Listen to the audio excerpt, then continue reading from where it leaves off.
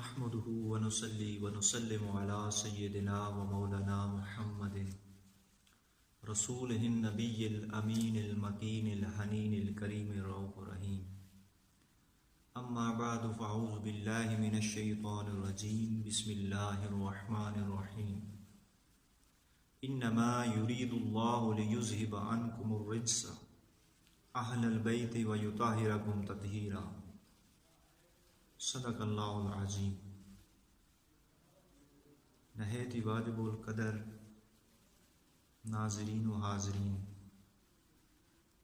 میں نے آپ کے سامنے قرآن مجید فرقان حمید کی ایک آیت مبارکہ تلاوت کرنے کا شرف حاصل کیا ہے، جس میں رب کائنات نے ارشاد فرمایا انما یرید اللہ لیذھب عنکم الرجس اہل البیت ویطہرکم تطہیرا. بس اللہ تو یہی چاہتا ہے اے رسول کریم صلی اللہ علیہ وآلہ وسلم کی اہل بیت، تم سے ہر طرح کے گناہ کا میل اور شک و نقص کی گرد تک دور فرما دے اور تمہیں پاک صاف طاہر و مطہر فرما دے. بس اللہ تو یہی چاہتا ہے. یہ آیت مبارکہ حضرت ام سلمہ رضی اللہ تعالیٰ عنہ کے ہاں آقا علیہ السلام پر نازل ہوئی. جب یہ آیت مبارکہ اتری تو آقا علیہ السلام نے حضرت سیدہ کائنات سیدہ فاطمہ الزہرا سلام اللہ علیہا کو بلایا اور انہیں کمبلی میں چھپا لیا. پھر حضرت امام حسن مجتبیٰ کو بلا کر انہیں بھی کمبلی کے اندر چھپا لیا. پھر حضرت امام حسین کو بلا کر انہیں بھی کمبلی کے اندر چھپا لیا. مولا علی المرتضیٰ میرے آقا کے پیچھے کھڑے تھے، میرے آقا نے انہیں بھی بلا لیا اور انہیں کملی کے اندر چھپا لیا. خود بھی داخل ہو گئے اور ان چار نفوس قدسیہ کو داخل فرما کر میرے آقا نے فرمایا اللہم ہؤلاء اہل بیتی، یا اللہ یہ میری اہل بیت ہے. جب یہ آیت اتری تو 6 مہینے تک آقا علیہ السلام کا یہ معمول رہا. جب بھی فجر کی نماز کے لیے میرے آقا اٹھتے تو سیدہ کائنات سیدہ فاطمہ الزہرا سلام اللہ علیہا کے گھر کے سامنے سے جب گزرتے تو میرے آقا فرماتے ہیں اہل بیت نماز قائم کرو. پھر یہ آیت مبارکہ تلاوت کی انما یرید اللہ لیذھب عنکم الرجس اہل البیت ویطہرکم تطہیرا.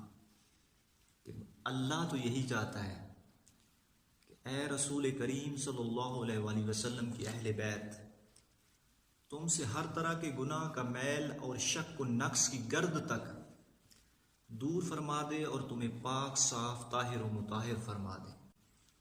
6 مہینے تک آقا علیہ السلام کا یہ معمول رہا. پھر اہل بیت کے حوالے سے آقا علیہ السلام نے ارشاد فرمایا، صحیح جامع ترمذی شریف کی حدیث پاک ہے، اس کو حضرت ابو سعید خدری رضی اللہ تعالیٰ عنہ روایت کرتے ہیں اور حضرت زید بن ارقم رضی اللہ تعالیٰ عنہ. آقا علیہ السلام نے صحابہ اکرام سے فرمایا انی تارک فیکم ثقلین ان اخذتم بہما لن تضلوا کتاب اللہ و عطرتی اہل بیت.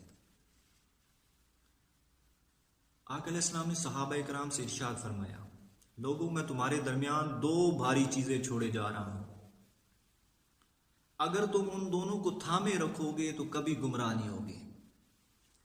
ان میں سے ایک اللہ کی کتاب قرآن مجید و عطرتی اہل بیتی، اور دوسری میری اہل بیت، میرا خانوادہ، میری قرابت. فانظروا کیف تخلفون فیہما، دیکھنا میرے بعد تم ان دونوں کے ساتھ کیا سلوک کرتے ہو.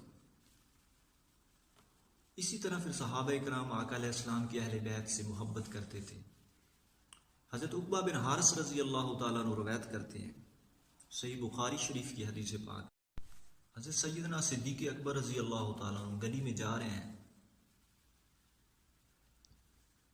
اور حضرت امام حسن مجتبیٰ کو اپنے کندھوں پر سوار کیا ہوا ہے اور فرما رہے ہیں کہ مجھے میرے باپ کی قسم حسن مجتبیٰ یہ علی کی شبیہ نہیں، یہ میرے مصطفیٰ کی شبیہ ہے.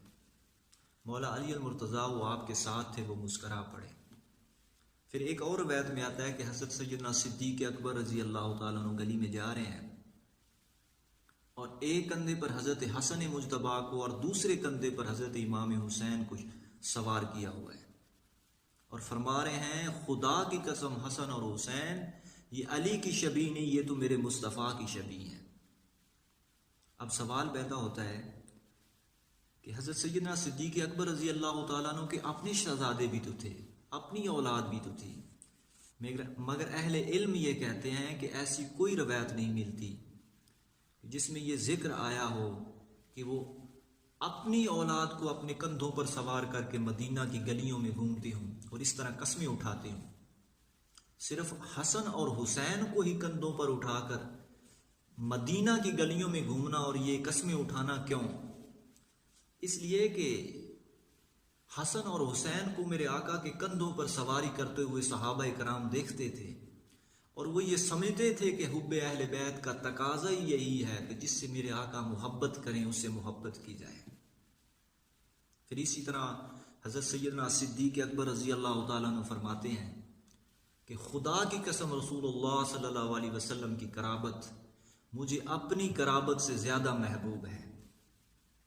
پھر اسی طرح حضرت عمر بن عبد العزیز امام صحابی الاستجلاب میں لکھتے ہیں، حضرت فاطمہ بنت علی ابن ابی طالب رضی اللہ تعالی عنہ وہ فرماتی ہیں کہ حضرت عمر بن عبد العزیز یہ مدینہ کے گورنر تھے، تو میں کسی کام کی غرض سے ان کے پاس گئی۔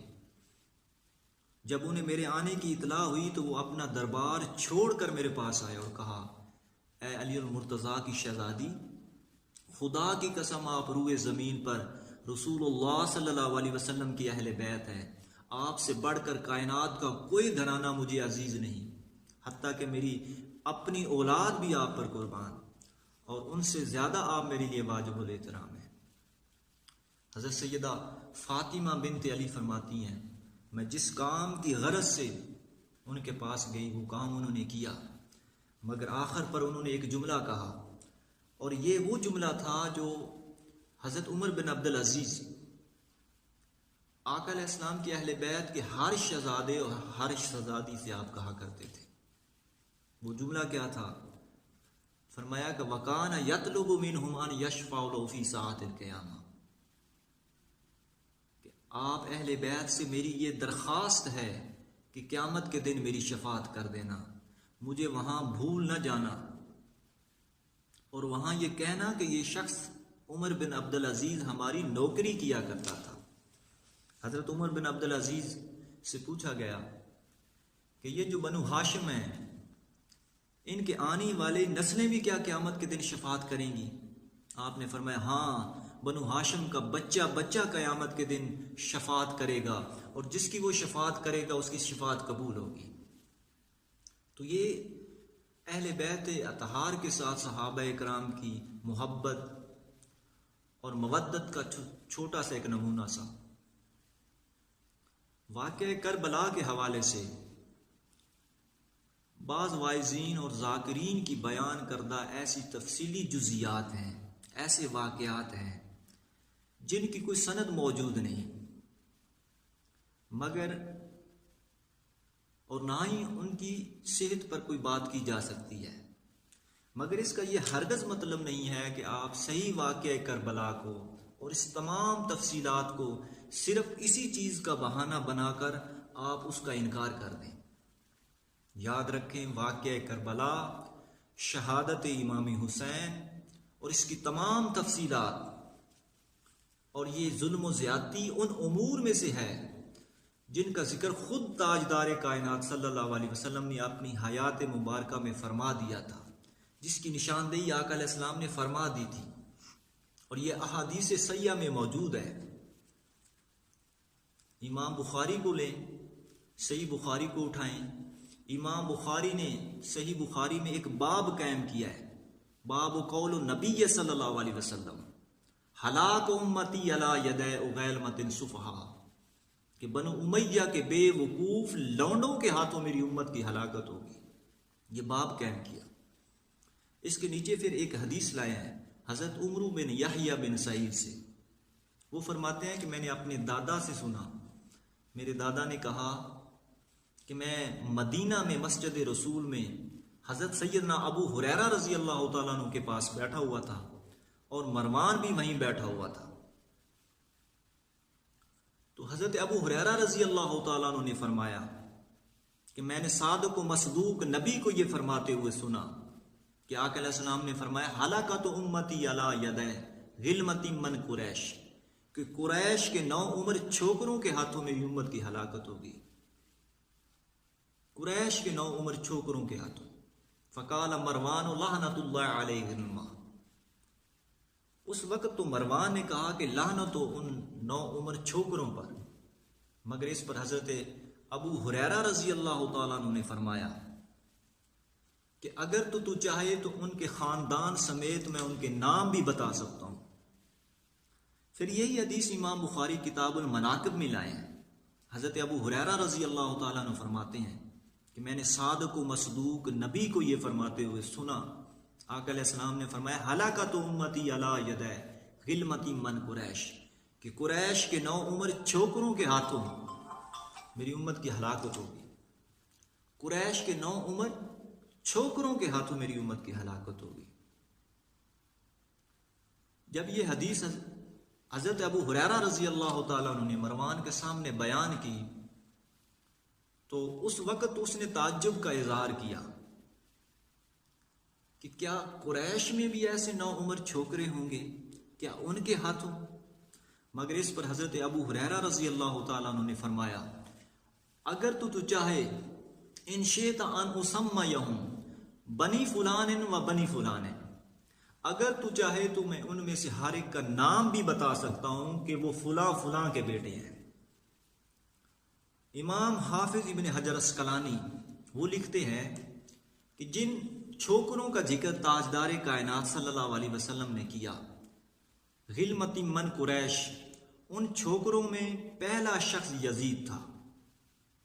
اور پھر واقعہ کربلا کے حوالے سے آقا علیہ السلام نے امام علی مقام کا سن شہادت، مقام شہادت، اور حتیٰ کہ اس واقعہ کربلا کے ذمہ دار بدبخت لعین یزید کا نام بھی بتا دیا.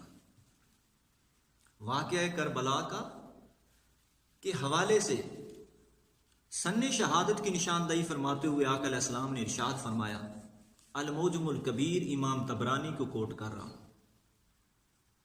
حضرت ام سلمہ رضی اللہ تعالیٰ عنہ فرماتی ہیں کہ آقا علیہ السلام نے ارشاد فرمایا یقتل حسین ابن علی علی راس 60 من مہاجراتی. آقا نے فرمایا کہ حسین ابن علی کو میری ہجرت کے 60ویں سال کے آغاز میں شہید کر دیا جائے گا. یعنی سن 60 ہجری کے شروع میں ہی امام حسین کو، حسین ابن علی کو شہید کر دیا جائے گا. پھر آقا علیہ السلام نے مقام شہادت کی نشاندہی فرماتے ہوئے آقا علیہ السلام نے ارشاد فرمایا، الخصائص الکبری امام سیوطی، آقا علیہ السلام نے فرمایا اخبرانی جبریل علیہ السلام ان ھذا یعنی الحسین یقتل بارض العراق وھذہ تربتھا.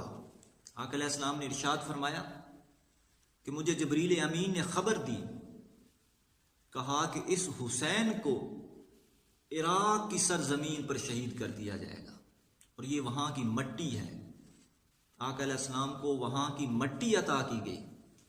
اور صرف یہی نہیں، پھر آقا علیہ السلام نے اس واقعہ کربلا کے ذمہ دار بدبخت لعین کا نام بھی بتا دیا. مسند ابو یعلا عن ابی عبیدہ قال قال رسول اللہ صلی اللہ علیہ وسلم لا یزال امر امتی قائما بالقسط حتی یکون اول من یسلمہ رجل من بنی امیہ یقال لہ یزید او کما قال. حضرت ابو عبید بن الجراح رضی اللہ تعالیٰ عنہ فرماتے ہیں کہ میں نے آقا علیہ السلام کو یہ فرماتے ہوئے سنا. آقا علیہ السلام نے فرمایا کہ میری امت کے دین کا معاملہ عدل پر قائم رہے گا کہ حتیٰ کہ بنو امیہ میں سے ایک شخص آئے گا جو اس میں رخنہ ڈالے گا، اس کا نام یزید ہوگا. آقا علیہ السلام نے یزید کا نام لے کر بتا دیا. تو یزید سے مخفی محبت رکھنے والے لوگ، اس کا درد رکھنے والے لوگ، اس کے ایمان کی فکر کرنے والے لوگ، اور توبہ کے ذریعے اسے جہنم سے بچانے والے لوگ، کاش کہ حضور کی محبت اور راحت جان کا خیال کر لیں اور ان احادیث کو پڑھیں، سنیں اور اپنے موقف سے رجوع کریں اور توبہ کریں۔ اسی طرح آقا علیہ السلام نے ایک اور مقام پر ارشاد فرمایا، کتاب الفتن، آقا علیہ السلام نے فرمایا لا یفتکن رجل من ولدی ابی سفیان فی الاسلام فقطا لا یسد شیئا۔ آقا علیہ السلام نے ارشاد فرمایا کہ ابو سفیان کی اولاد میں سے ایک ایسا شخص ہوگا جو اسلام کے اندر ایسا شگاف ڈالے گا جس کو کوئی چیز قیامت تک بند نہیں کر سکے گی۔ سو آقا علیہ السلام نے تمام چیزیں بیان کر دیں۔ تو ہم ذکر امام حسین کی محافل سجا کر آقا علیہ السلام کی سنت ادا کرتے ہیں، اس لیے کہ ابھی شہادت امام حسین کو 57-58 سال باقی تھے کہ آقا علیہ السلام نے کربلا تک کا ذکر اپنی امت کو بتا دیا، حتیٰ کہ سن شہادت بتا دیا، مقام شہادت بتا دیا، اور اس واقعہ کربلا کے ذمہ دار بدبخت لعین یزید کا نام بھی بتا دیا۔ تمام چیزیں میرے آقا نے بیان کر دی اور یہ احادیث صحیحہ میں موجود ہیں، کیونکہ بنو امیہ کو وہ دور اہل بیت اطہار کی دشمنی اور عداوت پر مبنی تھا، اور بنو امیہ کے تیار کیے ہوئے سرکاری مولوی ملا اور ان کے حکمرانوں کے خاندانوں کے چھوٹے چھوٹے لونڈے مولا علی اور مرتضیٰ کو گالیاں دیتے اور دلواتے۔ یہ تمام حقائق صحیح مسلم میں موجود ہیں، اور یہ لونڈے کا لفظ میں نہیں استعمال کر رہا، امام بخاری نے باب قائم کیا ہے صحیح بخاری میں، باب قول نبی صلی اللہ علیہ وسلم ہلاک امتی علی یدی غیلمۃ الصفحاء، کہ بنو امیہ کے بے وقوف لونڈوں کے ہاتھوں میری امت کی ہلاکت ہوگی۔ سو آقا علیہ السلام نے واقعہ کربلا کی طرف اشارہ کر دیا، اور اس حدیث کی روشنی میں حضرت سیدنا ابو ہریرہ رضی اللہ تعالیٰ عنہ گلیوں میں بازاروں میں چلتے پھرتے با آواز بلند یہ دعا کرتے، اللہم اعنی اعوذ بک من امارت الصبیان و من راس الستین، یا اللہ میں تجھ سے سن 60 ہجری کے شروع ہونے اور 9 عمر چھوکروں کے حکمران بن جانے پر تجھ سے پناہ مانگتا ہوں۔ اور یہ صرف خود ہی نہ کہتے بلکہ لوگوں کو بھی کہتے، تعوذ باللہ من سنۃ 60 و امارت الصبیان، لوگوں سن 60 ہجری کے آنے اور 9 عمر چھوکروں کے حکمران بن جانے پر اللہ کی پناہ مانگو۔ تو سن 60 ہجری میں وہ کون سا لونڈا تھا جو حکمران بنا؟ اس کو امام سیوطی نے الجامع الکبیر میں روایت کیا، امام ہندی نے کنز الاعمال میں اس کو روایت کیا، اور امام سیوطی نے الخصائص الکبریٰ میں اس کو روایت کیا، اور امام حافظ ابن حجر عسقلانی نے اسے فتح الباری میں روایت کیا۔ اس کے علاوہ بے شمار ائمہ محدثین نے کثرت کے ساتھ اپنی اپنی کتب میں اس کا مستقل تذکرہ کیا، اور امام حافظ ابن حجر عسقلانی فرماتے ہیں کہ حضرت سیدنا ابو ہریرہ رضی اللہ تعالیٰ عنہ بنو امیہ کے حکمرانوں اور ان کے متشدد جابر قسم کے لوگوں کے جبر اور خوف کی وجہ سے ان کا نام نہیں لیتے تھے، مگر ان کی طرف اشارہ کرتے تھے۔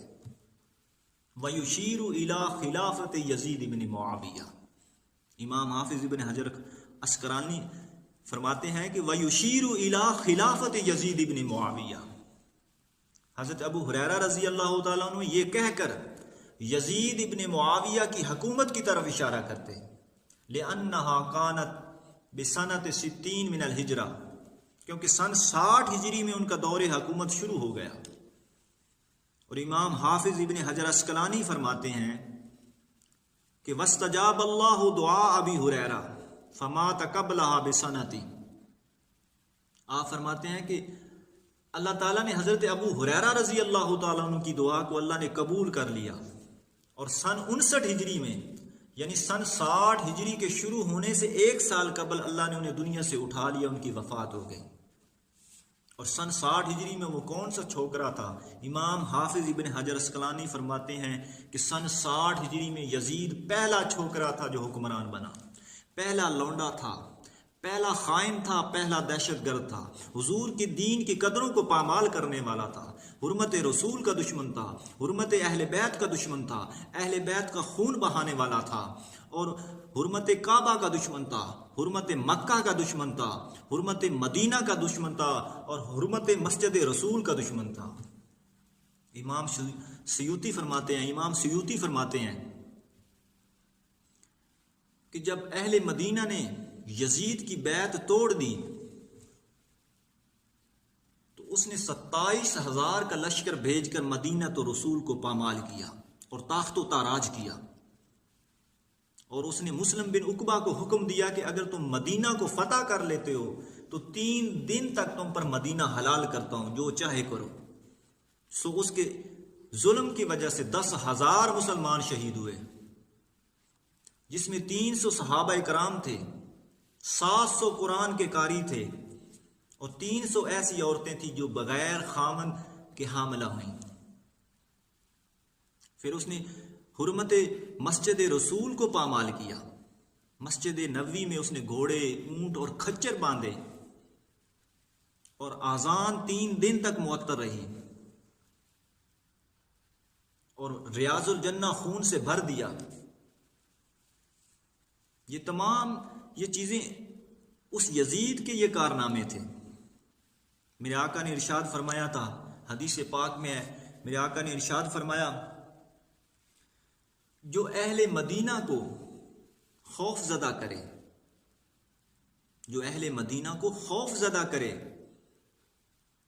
اس پر اللہ کی لعنت، فرشتوں کی لعنت اور پوری انسانیت کی لعنت، اور قیامت کے دن نہ اس کا کوئی فرض قبول ہوگا نہ کوئی نفل قبول ہوگا۔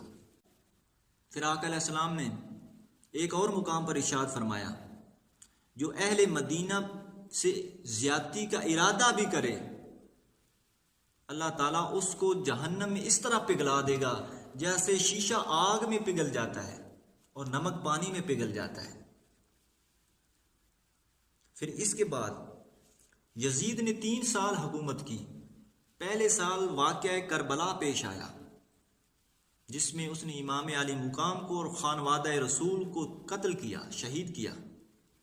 دوسرے سال اس نے مسجد رسول اور مدینہ پر حملہ کیا، اور تیسرے سال اس نے حضرت عبداللہ بن زبیر کے خلاف مکہ پر حملہ کیا اور کعبۃ اللہ پر حملہ کیا اور اس کا محاصرہ کیا، اور اس کے حملے سے کعبۃ اللہ کی دیواریں بیٹھ گئیں، اور منجنیکوں کے ذریعے اس نے گولہ باری کی، جس سے کعبۃ اللہ کا غلاف جل گیا۔ ادھر غلاف کعبہ جل رہا تھا، ادھر اس کم بخت لعین کی موت واقع ہو گئی۔ جب یہ خبر حضرت عبداللہ بن زبیر کو ملی، آپ نے اس کے لشکر سے کہا کہ تمہارا طاغوت شیطان تو مر گیا ہے، تم کس کے تخت بچانے کے لیے تم کر رہے ہو؟ تمہارا طاغوت تو مر گیا۔ جب اس کے لشکر نے یہ بات سنی، یہ خبر سنی، تو وہ اسی طرح واپس پلٹ گئے، بغیر فتح کیے واپس چلے گئے، کیونکہ یہ اس کے حکم سے لڑ رہے تھے۔ جب انہیں پتا چلا کہ وہ تو مر گیا ہے تو یہ فتح کیے بغیر واپس چلے گئے۔ تو یہ تھے کارنامے یزید کے۔ تو اس سے مخفی رکھنے والے لوگ اور اس کے ایمان کی فکر کرنے والے لوگ اور توبہ کے ذریعے اسے بچانے والے لوگ غور کریں۔ اسے تو توبہ کا موقع ہی نہیں ملا، اگر مل بھی جاتا تو قبول نہ ہوتی۔ جس نے سیدہ سکینہ کو رلایا ہو، جس نے خانوادہ رسول کو قتل کروایا، شہید کروایا، اور اسیران کربلا کو دمشق اور شام کی تنگ بازار گلیوں میں گزارا، اور سر حسین کو اپنے سامنے رکھ کے آپ کے لبوں پر چھڑی ماری اور شعر پڑھے اور کہا کہ میں نے بدر والوں کا بدلہ لے لیا ہے، وہ شیطان، وہ لعین، اس کے ایمان کی فکر کرتے ہو۔ تو اللہ سے دعا ہے، اللہ تعالی ہمیں سیدہ کائنات سیدہ فاطمہ الزہرا سلام اللہ علیہا ان کی سمت میں کھڑا رکھے، امام حسین کے لشکر کے ساتھ ہمیں کھڑا رکھے۔ وآخر دعوانا ان الحمدللہ رب